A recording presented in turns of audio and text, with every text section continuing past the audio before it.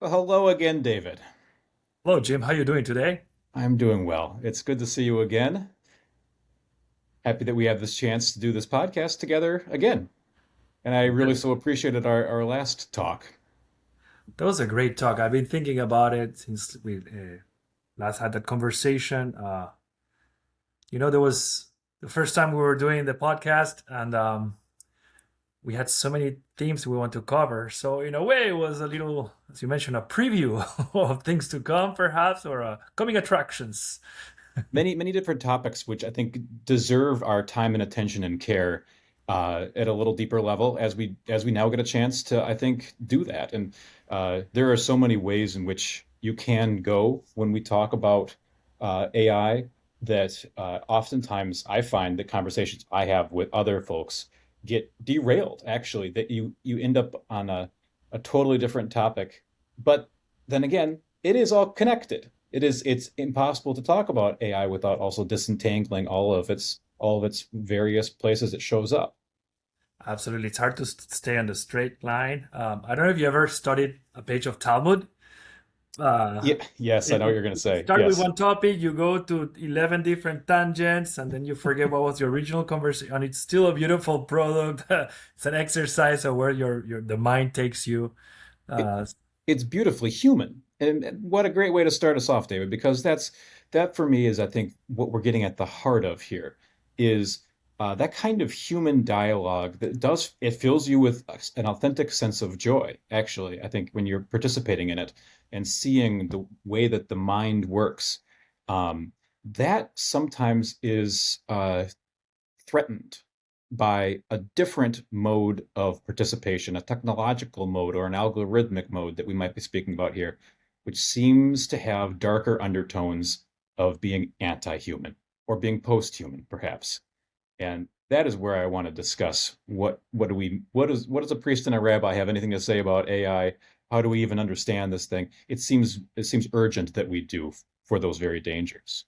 yeah, disclaimer notice, I don't know much about, computer sciences and programming. The interesting thing is that most people who do are still baffled with AI. And the moment you try to catch up, like I see all these like newsletters or people giving seminars, and probably a month after you did all that, it's already mutated into something else. So what Um, is it? Maybe that's where we begin. What is it that we're even talking about when it comes to artificial intelligence? it's a great question. What it isn't, it's a good way of defining it. Is like it's definitely not intelligence. At least that's we can redefine what is intelligence. And here again, I'm not a philosopher. I like to read and dabble with philosophy, but I would never claim a few years into college perhaps will make me a philosopher. Maybe, I don't know. But I like to study what some philosophers are saying because by defining AI, by defining intelligence, we can also redefine what is human intelligence, what is to be human. I think that's the point of our conversation is precisely doing that on layering of what exactly makes us us, right? So I was reading again, it's because I don't know if I mentioned it last time. One of my new favorite philosophers is Byung Chul Han. He is a Korean but lives and teaches in Germany, and he writes all these 21st century topics from AI, the digitalization of reality, cell phones, what it's doing to us. And I was studying one of his articles on the idea that AI is not smart or intelligent because it is not stupid or idiot. Idiot is the word I use. All the philosophical research, all our learning processes, what makes us humans, departs from a place of ignorance, of not knowing, and pushes you into the research. Vis-a-vis, AI has all this database of knowledge already existing, and it's just connecting versus doing the journey, right? Sure. So it cannot think because it's impossible to be idiots. It's like a fascinating start. Like we need to acknowledge that frailty, that push to want make us know, hey, why is that? What is going on here? And Yep. That doesn't exist in the AI world. So That's to put it in biblical terms, this was our reading on Sunday, as a matter of fact. Jesus prays to his Father saying, I give thanks to you, O Lord God, for you have made these things available to children and hidden them from the wise. And that's indeed a larger through current that Paul picks up on many of his letters too, is the interplay of genius, the supposed genius of his time being confounded by a different kind of wisdom that is divine. And I actually think that there's something really deeply true about that, that most most moments of intellectual breakthrough appear to their contemporaries to be nothing more than nonsense. But in fact, that's a necessary stage in the reframing of something altogether. And AI will never do that. It is not even algorithmically designed to give us anything other than a comforting reassurance of what we think is the right answer in a situation. And it's rewarded when it produces that right answer. But it's not rewarded to produce the potentially awkward wrong answer that paradoxically is the right answer, the future right answer. right, that synthesis of an antithesis of the whole process, right? What is going on. You made me think also in Jewish mysticism. There's this in the supernal realms. Like I always joke, like our Christians brothers have a Trinitarian, some have the Trinitarian God. Well, think about God as becoming 10, 10 Yeah, spheres or 10 emanations, right? So yeah. three of the supernal realm, the closer to the crown head, very abstract, is Chokhmah, Bina, and Dat, which is uh, wisdom, understanding, and knowledge. And they Mm. might sound similar, but it's the interaction between the one and the other that produces the third one versus it's not even knowledge. I think it's just data. This data is different from so there and not only God possesses those three wisdom, understanding, and knowledge, but because we're created in the image of God, we have that triad happening inside us too, and that's the constant interaction and the balance point of the two. And yeah, well, the pool of information, which is still truly awe-inspiring. How I don't want to say the programmers because at some point it's programs itself to become, to smarter, but to have this truly almost human mimicry of even the way it answers you or putting together all the data into Right. something that sounds like a person said it. It's truly without its due to the computer wizards who came up with this one, right? But still, there's something bothersome to confuse it and to doubt our own intelligence, our own process of achieving that. Yeah. So if we could say what it isn't, and I like that as a starting off point, that the via negativa, right? The ruling out all the other possibilities. Uh, can we ever say affirmatively what it is since we cannot see inside of it? Great question, right? It is what is it, a language system Sure. that learns, quote unquote, or learns without apologizing. It's learning, growing. Uh, is it what bothers me a bit? It's when some of these, those who know about AI talk about creating a new life form, right? And Right. what is exactly a life form? Is it thinking? At some point, will it have its own rights? Is it then we can question not only what is intelligence, but what is life, right? Is it based on carbon, oxygen, nitrogen, whatever makes us human? Will be any different if it's made by silicium or any other silica, whatever Sure. chemical that intelligence has, right?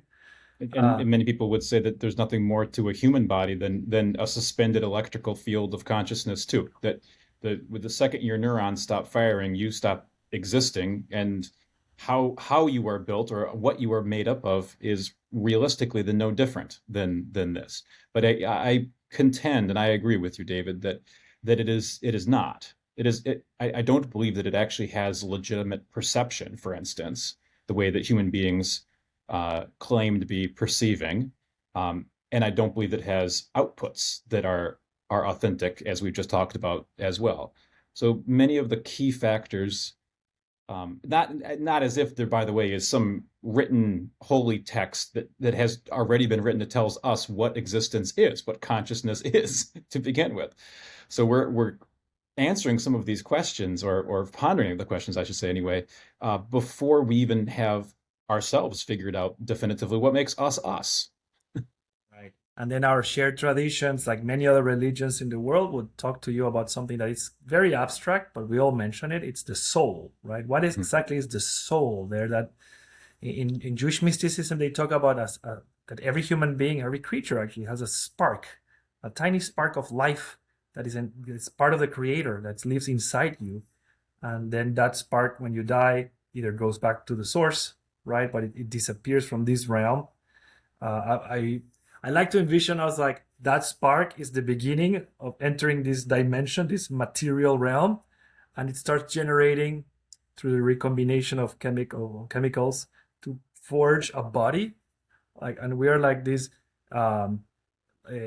bionauts. We're like astronauts living in biology, in life, and this is our suit that keeps us present. We can breathe. We can transform the reality. We digest it, just to then learn, to live, to process more than information, to have knowledge and experience.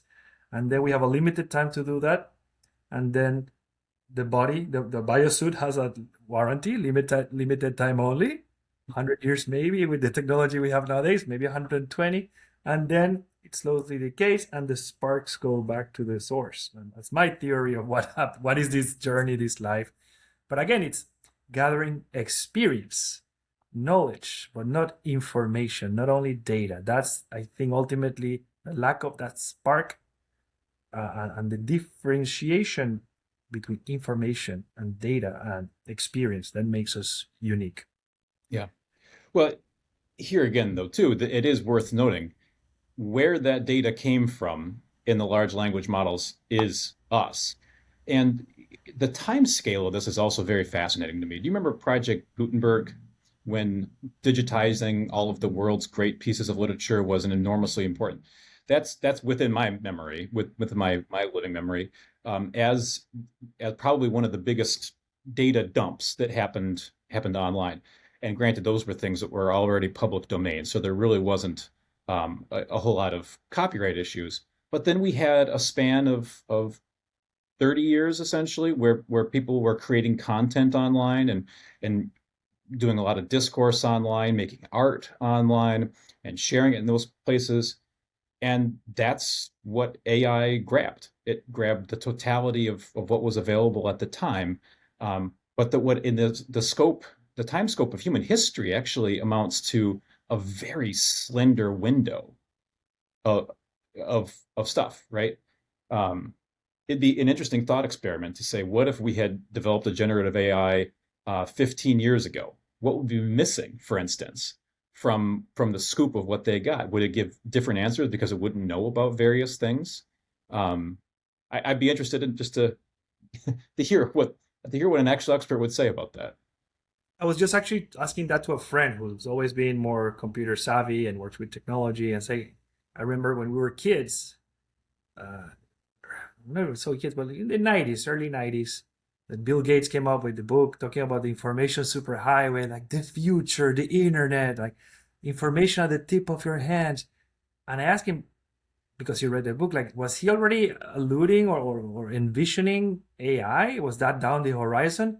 And they say, no, that was still science fiction just 30 years ago. That was completely out of anybody's imagination. And then suddenly it is here and it's growing faster. I was watching a video from how AI generated videos 3 years ago. And they still like people with Lots of 100 fingers. fingers, with spaghetti fingers. And now you see videos that, it was like a generational Yeah. litmus test. Like if you're a certain age, you'll be fooled by it. And I was still I'm not fooled by AI yet. And then so like, oh, there's not a single frame of that video that I could have guessed that was completely generated by a computer. So I'm not fooled yet. I'm young enough so far to be able to catch AI generated content of all the sorts that I know. I'll probably be the first to be fooled by text. I would readily say.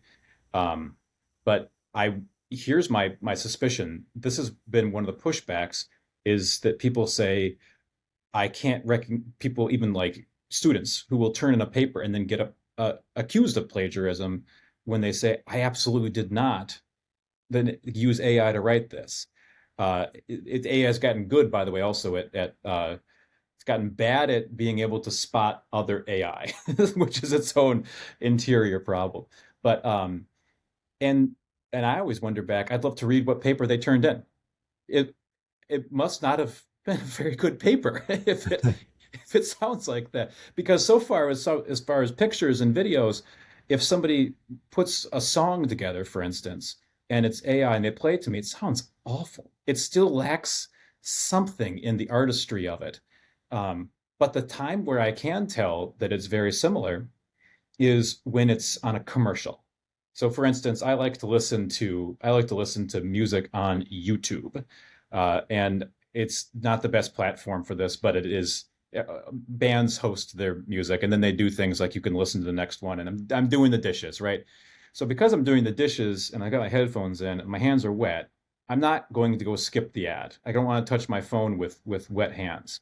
But immediately in the middle of a good song, a real song, a song that I want to listen to as I scrub the dishes, there'll come on a song that is clearly a product of the market. It's just designed to be safe. It's designed to have soothing tones, and I can't switch it, so it's annoying. But I don't know if AI made it because the humans that were making it could easily have been using real instruments and or doing whatever they did to make the song, but it nevertheless was soulless.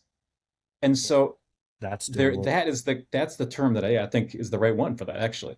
It And somehow lacked the spark. that's one of the topics that really is more concerned is really is again the machine, the computers will become more human, and that's not my department in a way. Like there's it's what's gonna do in the right in the reverse. People are becoming more and more machine like. We mentioned that last time, but you look at I really don't dislike when I see some of these modern postmodern houses, the architecture. Yep. It's extremely minimalist, almost like living on a white cube with one cube couch like and a screen and maybe one very abstract piece of art. But look at how houses have always been, and they had like a flavor. They had a piece of your soul manifested on the walls. And I Yeah. don't think these people can afford it. If anything, it's the people who can afford it the most that make these very bland, very houses for robots, almost for automatons. Yeah. Same thing with art. Something I was checking out the other day. Actually, it was also that philosopher Byung-Chul Han, like how art has it's all about communication now. It's usually sending a transmitting a political or moral message, but very out there. It's like here it is, information now made into art. But art used to be more that invited you to be participant in it and interpret it and find your soul with the soul of the artist. And in a way, art has lost the soul too, because we're becoming machine-like, transmitting not experience but transmitting information. Yeah. So, Rabbi, are you familiar with a thinker called Walter Benjamin? Yes, of course. Yeah, yeah. Okay. So, in his seminal work, Art in the Age of Mechanical Reproduction, a person who never saw AI in his life, uh, in many ways charted this very story and saw it happening. And for people who haven't read Benjamin before, his large argument goes like this: kind of let's go back to the cave paintings, right? Let's get back to the very first things that humans did. He claims that the way art and the way that's interacted with by people carried a heft and a kind of weight to it that resembled the sacred. In fact, it didn't just so resemble the sacred; it seemed to be an expression of it. So that the very first people who curate and take care of art indeed are religious leaders. Uh, but there's a kind of authority that comes with it that also means that art is something that should be hidden, essentially. So Protect, right? protected, exactly right. And this then you fast forward to the age of deep hierarchies of kingships and whatnot. A lot of the art indeed is hidden behind those fortress walls, and we it's funny that we continue to depict this as being true. That when you watch a medieval movie, there's these peasants who are just caked in dirt all the time. They live in squalor, but in literal actual a lack of beauty. And then the king and the queen ride in, you see them, and then they go into their castle, and the tapestries are hung, right? And that was how beauty was even used as a means of control, replicating the hierarchy. Then two incredibly important things in history happened. One of which was this movement to dismantle hierarchies. At which point in time, the creation of the museum is the ultimate point of democratic control over artistry and what's beautiful, and giving that as an important thing to give to the people. And then mechanical reproduction. Um, that then if you like the Mona Lisa, you don't have to travel any longer to France. You first could just buy a picture of the Mona Lisa. Perhaps you have a friend who went to France and they brought it. And then it became in an interconnected world more possible to just go to your local bookstore and you can find a picture of the Mona Lisa. And now you go online and you look up the Mona Lisa. And perhaps there's a next stage after this too, where you ask ChatGPT to produce for you the the next version of the Mona Lisa that Leonardo da Vinci would have done had his studio not been closed. But that's the argument, and I think in many ways that's my entry point for why I care a little bit about this is that the arts are really important to me vis-a-vis spirituality, vis-a-vis faith, and where we find that spark of the human soul. Um, Yeah, music, the plastic arts, all this is a manifestation of being true human. That's what always has distinguished us from most of all the other creatures that inhabit this planet. And we become, it's when you mentioned, I was thinking about mentioning medieval times, right? When some of these peasants had never seen anything beautiful at all in their life, probably. Just maybe the castle from outside. And even that was very brutal. It's very just like sure. for protecting, you not see the beauty from the outside. Maybe when the king or queen would walk out with beautiful, jewels and a crown, they're like, oh, wow, look at that crown, look at that costume, whatever. But now we live in a time when anybody can see almost anything anywhere in the world. And the way we live, our luxury also, it surpasses any king or queen of ancient times. Yes. And still, we don't have that level of awe or gratitude because it's normalized. Okay, oh, I'm going to take my phone. I'm going to go through the whole Louvre from my living room. Bam, bam, bam, bam. Everything from the fingertip. Right? And there's something that we lose also by having so much, that hyper information that we receive, it's also affecting our souls, our sense of gratitude. And again, it's like a cycle. It's like we get worse in the appreciation, we get more abstract, but not in a good way. I was reading also how people in new generation don't even love things anymore. So be like, you love people, you don't love things, but you love things. There's certain little things, your books, you look around you have a picture, a memento, something around here, there. But it's like becoming more and more common, like not to have things. They say, oh, you will, in the future, you will own nothing. You won't need, and be happy. Be happy because it's all in the abstract. It's all in the digital realm. And there's something lacking also in this physical realm, right? Completely agree. And I would actually, I don't want to go down this tangent, but I will say that I think one of the reasons why I'm concerned politically for our country is that what it means to hold a political opinion now is to hold an abstraction and I especially the way that young people play around with politics is they play around with various identities and esoteric points of view. The best politics is embodied politics, where you put your body on the line for what you believe in and show up in places. And the abstraction of simply holding an opinion online does not actually count for what politics truly is. Yes. Yeah, the abstraction, yeah, the non-embodied and that's the interactions. Like you would never have a political or any type of discussion with somebody the same way you do face to face versus Right. texting from your bed, right? Um, yeah. Can So I with pick the up on coming, a, oh, sorry, go ahead. go go go. I was going to say, I want to pick up on a thread you put down there, though, about postmodernism. I, there's this river cruise you can take in Chicago that's called the Chicago Architecture Tour. And Chicago is a city that's had so many, it's lived through so many distinct eras of building that you can go see Art Nouveau, and which is beautiful, by the way. And then they've got these wonderful Art Deco buildings. And it goes up to Keynesian modernism. Which is I think what most people think about when they say that they don't like modern buildings, right? That's the emblematic stuff. It is sheer facades of a lot of glass with maybe some exterior showing. But famously, the Keys, the guy who came up with the stuff, said, I want there to be able to be no relation of my building to its place. You should be able to, in the deserts of Kuwait, see one of my buildings, or in the downtown of Chicago, and with its, I think, stripped away, you would have no way of telling. Yeah, yeah. The sad thing about, I think, the postmodern, at least within architecture, is that there was a promise in postmodernism of the reintegration of place, that we were going to get our bodies back in some way. And you can see on the River Cruise a very famous building that kind of it has to incorporate a little bit of the glass because that is a stage, but it bends with the river beautifully. And the glass in that case ends up reflecting buildings that are across from it and the river and whatnot too. And there's a slight, hue to the glass, but in many ways it's a mirror that sees the downtown and celebrates it.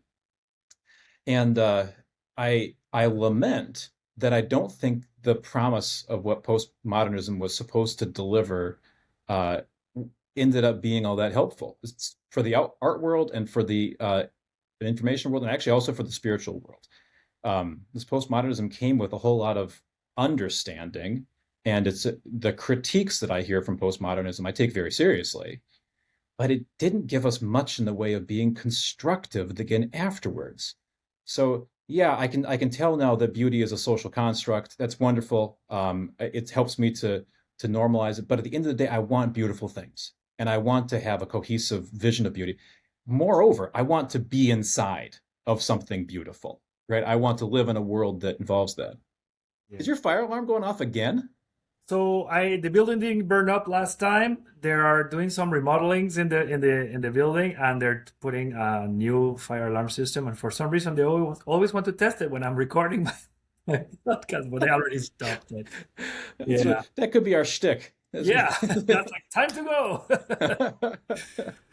Uh, At some point we should continue the conversation about beauty and aesthetics, which also reflects in our religious traditions.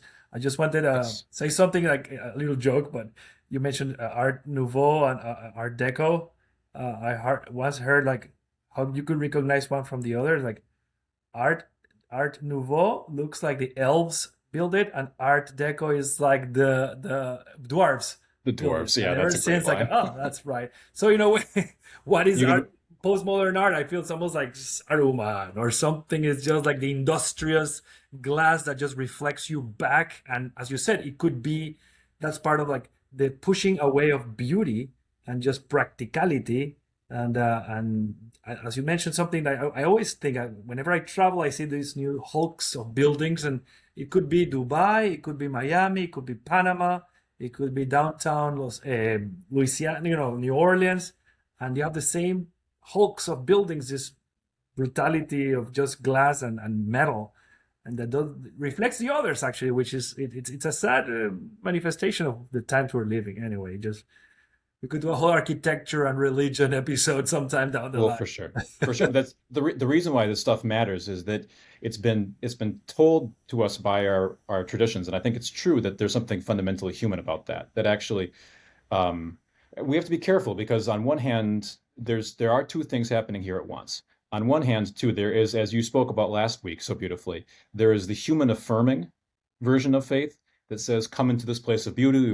We want to surround you with a sense of the transcendence, remind you that this is where you come from. You come from a place of tremendous beauty, and you deserve this, right? You deserve to have the what you see." But there is another way again, going back to Benjamin's from the very beginning of things, there's a way in which beauty's been held onto by power, and almost you can weaponize it even to say, look at this tremendous cathedral I built. It is so much taller than you, bigger than you, more grand. When you are in it, you feel small, and that is entirely the intention. Yeah. Yes.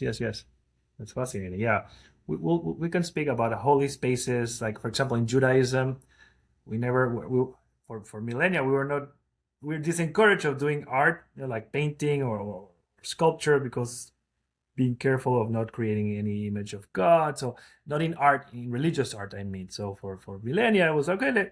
We'll do good literature, but not painting or sculpture or anything. But in and holy spaces, we're also like, like holy space envy. We're like, oh, look at those cathedrals. Oh, we have a little stibble here, little room we will pray. But with time, there was the influences, and the whole question is like, do God need all these beautiful rooms? Like, no, but you do. We get inspired by the visual and also the music and the sound. So all these influences are our humanity, our soul, because it reflects an echo with the aesthetics of the universe. Yeah. So to turn this then to the AI question, um, what is the intent of AI artistry or of the AI interaction that people have that does attempt to do some of those same things that we traditionally find in religion? Is it for the same intent? Certainly, if you take some of these technocrats at their word, as you quoted, you will have nothing and you will be happy. That it seems more designed for coercion and for control of maintaining a new kind of hierarchy again. That's why people have been so quick to call this a techno feudalism. Um, and I think that is a very valid concern, because we don't want to see. I would hate to look back and say that during my lifetime I saw the peak of human liberation. The wave has now rolled back again. Uh, that I don't want that to be my contribution to human history by any means. No, those technocrats will definitely. It seems like it's sadly pointing to a path where we'll have companies becoming like the West India companies, right, or the India Good company metaphor. that had their own armies, right? It'll probably Yeah. be like Tesla robot armies, and going to places and carrying the orders of Yeah. the descendants of these owners of the very few. We have our first trillionaires Yeah. happening in the Right. country right now. And another thing we are feeding, every time you use any of the AI platforms, you are teaching. That's part of the learning. It's like you are the feeder. You are giving. And actually, I got some emails offering jobs like, hey, they're looking for religious studies experts to teach AI and any other. And somebody's gonna do it because why not? It's money, and I'll give them the correct answer, right? And Yeah. you're feeding them. But besides AI, every time you use social media, you are generating the content and you are making them the money by you putting. You think you're just sharing your family pictures, or I mean, we all use it. I use it for sharing my videos, being in touch with my family and friends all around the world. But you are contributing to the feudal system of big tech, big data. Big data, I think, should be because also they are making us into data. Not only like, okay, what does he like? What does he consume? What does he like to read? To a point like if you're wearing trackers of your blood pressure, your glucose, how fast you drive, everything is being processed into data. So you're transforming yourself into pure information out there for other people to use and control you, or at some point control you. Yeah. Yeah. Uh, right. I mean, turning a person into data, if we just analyze that phrase that you used there, that what an incredibly sadistic thing to do to somebody. I mean, that's cruel and one, but it also shows that I don't think that many of those guys ever thought that people were any more than that. I think they thought, yeah, I can sum up a person, and that's where I'm going to have the fundamental disagreement. Is the longer I have done a job, and you've done this job too, that is human centric, where I'm in contact with people and we talk about their lived experience and in the depth of it, the more I am convinced that you cannot ever sum a person up or know them entirely. That's the beauty about what it is. I've also discovered that there's no such thing as a boring person. Uh, there's oftentimes people who present in a way that drains you, or they've got the monotone down, but there is something to everyone's lived experience that is worthwhile and worth exploring. Um, they have the spark, they have the nephesh, right? They are in possession of a soul. And that in itself is just such a fascinating thing. Uh, to datafy them is to rob them of that soul. Right. If it's they're just taking we have layers, complexities of layers of histories of the, as you say, they're interesting if you really pay attention and you give the dedication and the time. But they just want to see the superficial information. At some point, they want to do the psychological. But again, you said because everybody is so complex, it's like everybody's a universe. It's Yeah. hard to put all the data of the universe. Imagine doing for every human being, then it's a whole different galaxy of Yeah. information, right? Yeah. So That's one of the theories about AI that I wanted to touch upon that I thought was interesting is to say that we can talk about artificial intelligence as a technological means of communication. So what's new about it in that sense is that what we're actually communicating with, that's the question of who we're communicating with, ends up being undefined. So I can speak to you and we can have a wonderful conversation together. I am reasonably assured that you're actually on the other end of this call. Maybe AI is going to eventually come to have us question even that. If you just put your 9.99 a month Rabbi David avatar online, and you can have thousands of you'll soon see a conversations with glitch. Rabbi. There'll be a glitch here, and it's not really me you're talking to Wait, right that's now. 6 fingers. Like, hold Oh. on. Yeah, exactly right. Um, but the question, I think, about communication, if it's just this is another means of communicating, gets to some kind of uncomfortable spiritual spots then at the end of it. So one of the possible answers of who we're communicating with when we do AI is ourselves, right? Potentially, it's just a conversation with something that is technologically designed to reflect back to us we'll use the John Oliver word, a truthiness, right? That feels to me like a true answer. Therefore, I say That good was chat with Colbert. that great Colbert story. was like, let's quote correctly, it's Colbert. The Colbert, truth. that's right, Colbert. Yeah. um, Yeah, the so truthiness. Yes, you're that's right. Yeah. possible. It's possible, and I think some people are entertaining the idea that we're speaking to something that actually is greater than ourselves. That we're communicating because it is the totality of, like we talked about, everything from Project Gutenberg on to the next, you know.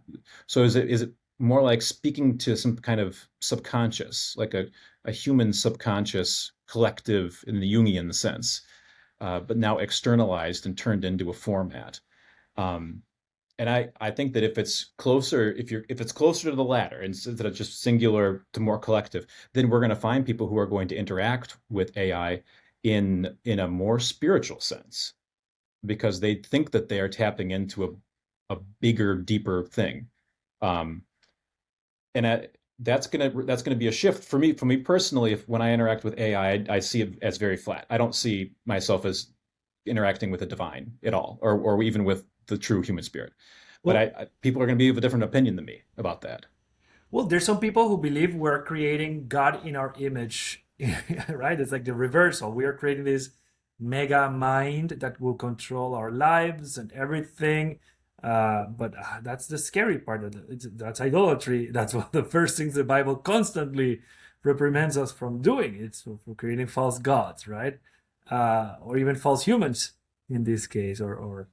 Um, but what you're saying, and I like that you did um, this gesture because I was precisely thinking that even without AI, just the hyper communication, the digital, right, that's filtered through screens with your phone or even reading text, not even seeing people face to face, but this hyper communication we're living in um, doesn't really create many connections. There's no connection, right? So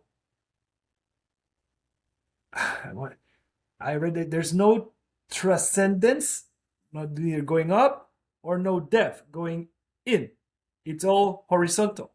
Yeah. And in the same way, all this data that AI gathers, it's just horizontal. All the data that exists. Somebody said this, somebody said that. I'm going to put it together. But it's hard to find the contemplative, the deep, or the high in this world of communication through a computer. And that's what I think like people will need to reconnect in the human sense, face to face.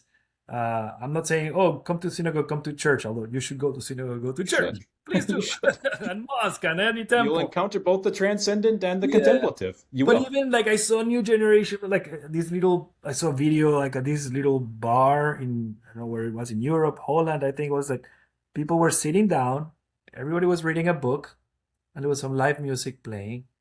And that was it. They're together. Even if you want to be alone reading, you're still with other people, and there's somebody else creating human made art. So paint nights, get together with friends and make a painting together or play music. We're like we have abandoned a lot of the human connectivity.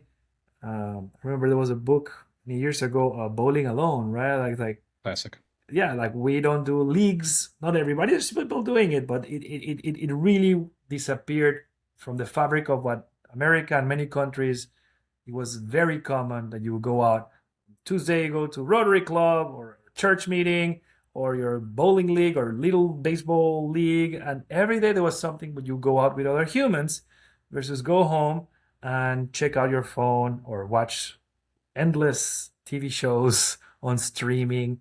So it is the challenge of our times to avoid the hyper communication from the digital realm with or without AI. I just think AI is going to make it worse because at least before you knew you were talking, you were discussing in a very aggressive way, but it was another human. Now you don't know you're talking to a bot or Yeah. something, Yeah. right? So you're the fool talking to yourself on a mirror.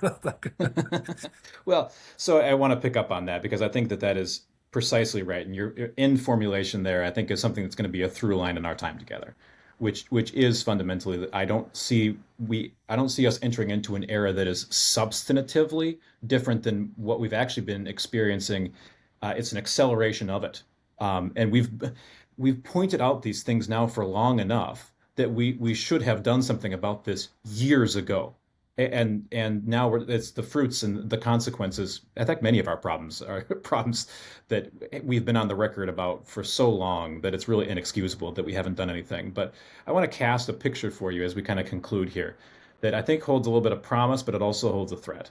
So if what happens, if the answer to this fundamental problem that we're seeing does come from the form of people restarting community, face-to-face relationships, local relationships, I maybe the picture of this perfect community then is one where sports are played in with your kids, leagues are reformed, people have intentional community around things. They meet together to discuss local politics and have groups that they meet together, and they are a part of a synagogue or a church because they have reclaimed the fact that it is important for people to dwell on beauty and truth and community, and they form those places in intentional community.